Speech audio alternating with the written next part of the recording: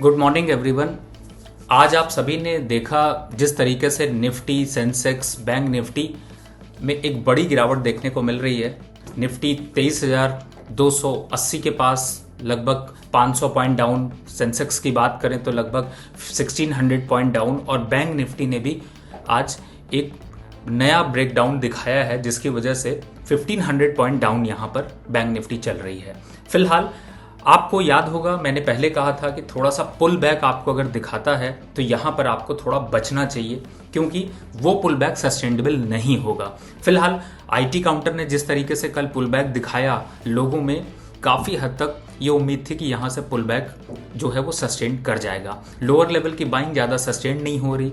अगर यहाँ पर जियोपॉलिटिकल टेंशन को देखें तो वो थोड़ा फिर से इंक्रीज हुआ और इतना इम्पैक्ट बहुत तेजी से देखने को मिला। फिलहाल अभी निफ्टी के टारगेट की बात करें तो स्ट्रिक्टली टारगेट आप 22,800 का लेकर चलें, और सेंसेक्स की बात करें तो 72,000 का, और बैंक निफ्टी की बात करें तो यहाँ पर अब फ्रेश सेल ऑफ देखने को मिल रहा है और ज़्यादातर वेटेज स्टॉक में एक और डाउनफॉल यहाँ पर देखने को मिलेगा। फिलहाल आज के दिन अगर बात की जाए तो बैंकिंग, मीडिया, मेटल, फार्मा, इन सब पर गिरावट का दौर दिख रहा है। तो बहुत कुछ यहाँ पर एवरेज करने की कोशिश नहीं करिएगा, क्योंकि वो आपके पोर्टफोलियो पे यहाँ पर लॉस और बढ़ा सकती है। फिलहाल अभी के हिसाब से अगर स्ट्रैटेजी की बात करें तो जिस हिसाब से ओआई डेटा यहाँ पर डेवलप हो रहा है वो इशारा कर रहा है कि अब नीचे का सपोर्ट 22,800 से 2300 के पास आपको नजर आएगा। थोड़ा पुल बैक कल के माहौल में देखने को मिल सकता है, लेकिन फिर से एक सेलिंग प्रेशर यहां पर बनता हुआ नजर आएगा।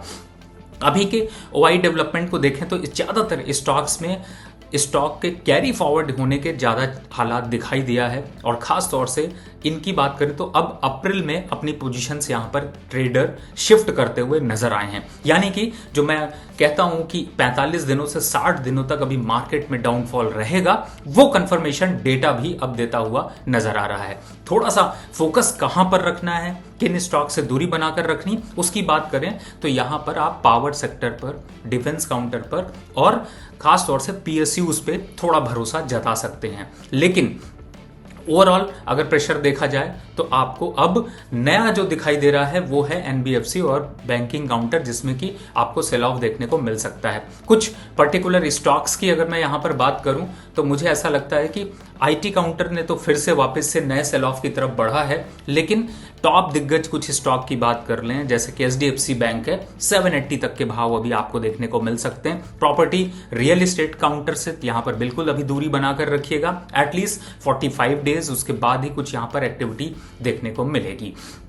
अगर डिप पे एवरेज करने की सोच रहे हैं तो मेरा सजेशन होगा कि आप डेटा पैटर्न को, कोल इंडिया को, टाटा पावर को और पावर ग्रिड को या फिर रिलायंस को as a support, as a backup यहां पर इस्तेमाल करें, जिससे कि आपके पोर्टफोलियो में थोड़ी जो लॉसेज हैं वो थोड़े कम की तरफ हों, क्योंकि मार्केट अभी डाउन है तो लॉसेज थोड़े यहां बढ़ सकते हैं।